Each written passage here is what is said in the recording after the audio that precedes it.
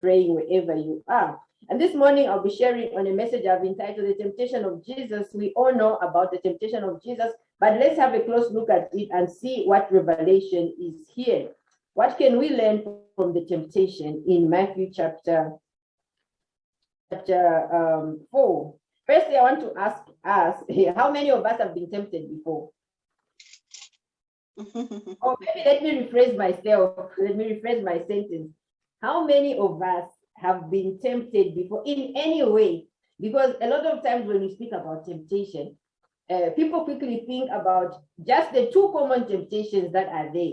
But there are different kinds of temptation. So, well, you don't need to answer right now, but in your heart, you can just ask yourself, you can begin to search yourself and think of them many times you have been tempted, because as long as you are a human being, you are going to go through any kind of temptation, right? Am I right?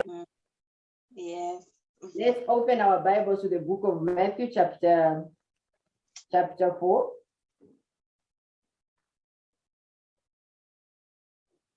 I'm reading from verse 1, and I'm using New King James Version. Then Jesus was led up by the Spirit into the wilderness to be tempted by the devil. And when he had fasted 40 days and 40 nights, afterward, he was hungry. So here is something for us to learn already, right? The devil doesn't run away from you just because you are fasting. So it doesn't matter how long you are going to fast. Just know he won't run away from you. So when you just fast for 2 days, some people fast for 2 days only, from 6 a.m. to 10 a.m. and they're already feeling fired up, and they're feeling like, you know what, come here, I'm going to lay my hands on you, and I'm going to pray, and I'm going to do this just for 2 hours in a day, and they're feeling all fired up, and they're feeling they can just do anything that they want, right? Feeling very spiritual at that moment. So Jesus fasted for 40 days and 40 nights, that's what we are told. But this guy didn't leave him alone. He didn't run away from Jesus himself. Are we understanding? When Jesus fasted 40 days, so you're expecting to come out of a fast feeling very spiritual, spiritually filled, right? And you're expecting the devil to be falling, running away from you. He didn't flee from Jesus. Jesus was right there. So we are told that Jesus was hungry after fasting, okay? So we have to note that at this point, Jesus was in human form. He was like you and me. Therefore, he felt exactly what you feel when you're hungry. He hadn't eaten for 40 days and 40 nights, so he must have been extremely hungry. So you know what it feels like to be hungry. When you're hungry, you may feel grumpy, you feel weak, you feel tired. Sometimes you even begin to see stars, right? That's maybe how he might have been feeling, because he was human at that point. So if he had not eaten, he was very hungry. And because he was very hungry, I take it this was a very weak moment for him. You know, when you are hungry, you are weak, right? So it must have been a weak moment for him. Let's read on verse 3. Now, when the tempter came to him, he said, that is the devil, if you are the Son of God, command that these stones become bread. I remember there was a song that was sung when I was young, We Are the World. And they were saying, God has shown us by turning stones to bread. God didn't turn stones to bread. So some people maybe must have been misled by that sentence, because he didn't turn stones to bread. But anyhow, verse 4, it says, but he answered and said, it is written, okay? The devil told him, if you are the Son of God, command that these stones become bread. But Jesus answered and said, it is written, man shall not live by bread alone, but by every word that proceeds from the mouth of God. Jesus was basically saying to Satan, I know what scripture says, okay? And I know what it means. So it's not what you are saying. God did not say any of that. What scripture actually says is it is not just bread, right? That keeps people alive. This is what Jesus is telling to the devil. It's not just bread that keeps people alive. Their lives depend on what God says. This was Jesus' response to him. That is what it means there. So you can refer to Deuteronomy chapter 8 there and verse 3. It had to do with manna and everything else, but it's not about the bread. It's about the word that God has spoken. So the devil didn't leave Jesus alone because Jesus had resisted him there. He didn't manage the first time, right? But he felt, let me try something else. He seems to know what he's doing. He's feeling hungry. He's weak. I'm telling him to turn the stones into bread so he can eat, but he tells me this, so it means he can do away. He doesn't need the food anyway. So then in verse 5, the devil took him up into the holy city, set him on the pinnacle of the temple, that is the highest mountain, and said to him, if you are the Son of God. And he kept saying, if you are the Son of God, how annoying can that be? You know your name is Francine. If you are really Francine, then do this. Now, if you are the Son of God, then throw yourself down. For it is written, he shall give his angels charge over you, and in their hands they shall bear you up, lest you dash your foot against a stone. So in case you didn't know, the devil knows the scriptures. He knows the Bible. He studies the Bible. The other time there was a report that was saying, I think it was a documentary where they were saying, there were some people who, like a group of Satanists, they actually got to study theology. So they have studied everything about the Bible, and they use the same scriptures that you're using, only they change them for their own understanding. So here, in case you don't know, he also knows. He noted in the first instance that Jesus used scripture to respond to him, right?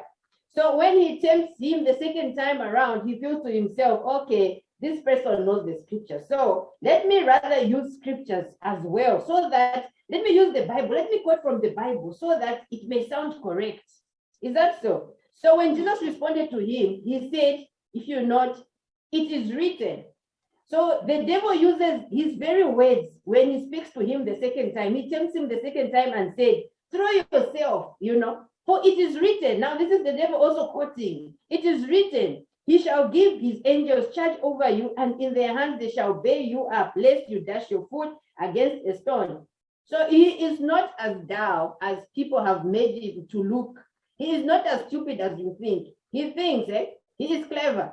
So here he is trying to see how best he can trap Jesus into whatever he's thinking. So Jesus says to him, it is written again, okay?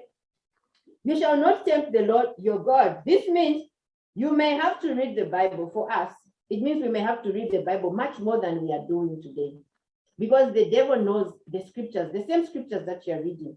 He's using them against God's children. So it means you and I need to read the Bible much more than we are doing in order for us to understand, and in order for us to know which scripture is speaking to which one, So, scripture is not isolated.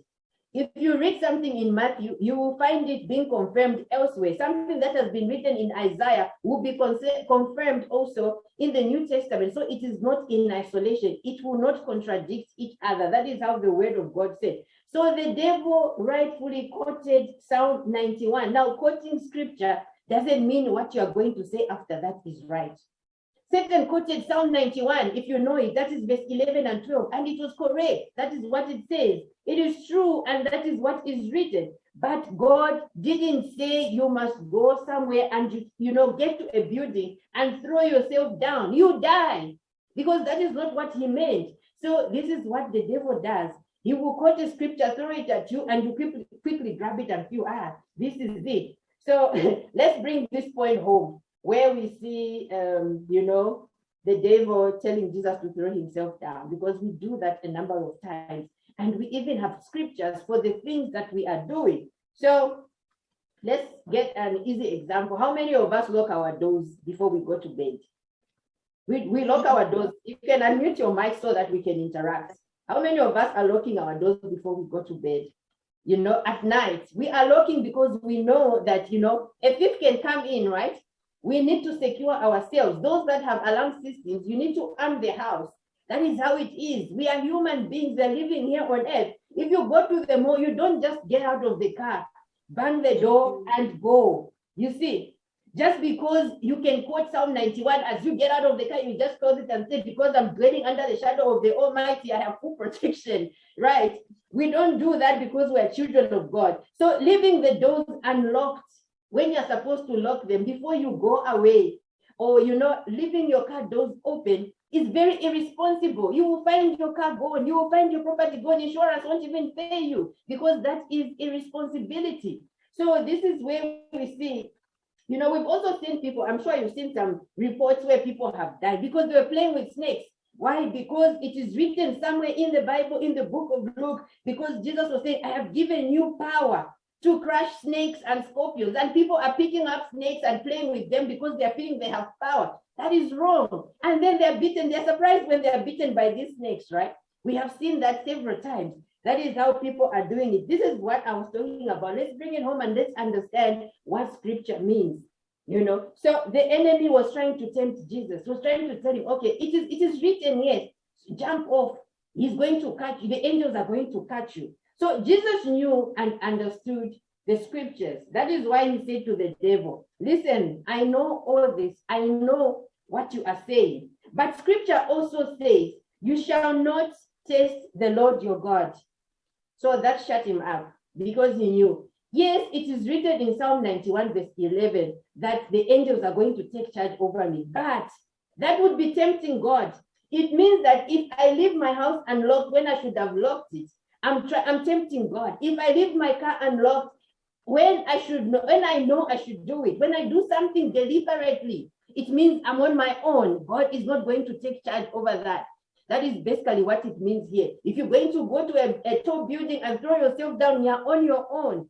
If it's an accident, that is where we see God coming in. When we have no control of the situation, this is what it means. But when you have control over a situation, you are on your own. So he says, scripture also says, yes, you are right by what you have said, but scripture says, you shall not tempt the Lord your God. You shall not put him to test. Amen. So if you don't know what else God has said, you will fall in the devil's trap. Right. So you will probably just say to yourself, okay, now I see. Actually, this scripture is even in the Bible because it's been quoted. You have seen it. It's in the Bible. So you take it as it is and you say, yeah, this is it. Isaiah even said this. Or remember, even Jesus said this in the Bible. Meanwhile, it's meaning something completely different. Let's move to verse 8. Verse 8, again, the devil took him up on an exceedingly high mountain. Okay, so he's tried once, he's been answered. He's tried twice, he's been answered. Now, this is the third time around. And he takes him, this is the devil, he takes Jesus to an exceedingly high mountain and showed him all the kingdoms of the world and their glory. And he said to him, all these things I will give you if you will fall down and worship me. Then Jesus said to him, away with you, Satan, for it is written, you shall worship the Lord your God, and him only you shall serve. Then the devil left him. Okay. And behold, angels came and ministered to him. So there we go. Angels were there to minister to him at the end of the day. So the devil is not going to come to you like he did with Jesus, right? Because we are all looking out for a devil to walk to us, and because we know what he may look like, we are looking out, so that we know what to say. But he's not going to come to you directly the way he came to Jesus. It's not like we see it in the movies. The movies will show us somebody wearing, dressed in a black and red gown or cloak with these high collars, vampire teeth, and two horns. That's what we are shown in he is not going to appear like that. He will use people around you. Okay, so you are not going to be suspicious. You are going to feel very comfortable around the people that he's going to use. So he can use your spouse, he can use your children, he can use your parents, he can use your colleagues at work, he can use your boys, he can use anybody that is available to him who is willing to do whatever assignment he wants to give to them. So he's not just going to walk to you like, because we're going to fight, we're going to know. But then because he's cunning, he knows how he does these things. He will just use the people that are around you. So these people will tell you or suggest things that will look right. They will even quote scripture to you. They will tell you, you see, the Bible even says this and that and that. And you're going to believe it because everything sounds right. It is written and they will show it to you. So you're going to feel this is right. So one business lady I was speaking to told me that her pastor had ministered to her. He had ministered to her to encourage her. She was doing business and she was having a tough time. But then he encouraged her with the scripture in Proverbs 18 and verse 16, which says, a man's gift makes room for him and brings him before great men. So indeed, this is what is written. This is what is written. And yes, all the versions have said a man's gift will make room for him. but it doesn't mean what he didn't explain it to her the way it means. He explained it to her in the sense that it was encouraging her to bribe the people wherever she was working. So because it came from her pastor, she didn't see anything wrong with it. She just said, no. So he told me that I can take gifts to the offices. So she was basically bribing the officials so she could get tenders. So she was saying it's a gift, but it's even written in the Bible that a gift will make room for you. But this is not what it means. Paying for a tender to be given to you is not, it's not part of God's agenda. It means you're doing things on your own. So then this scripture had been twisted.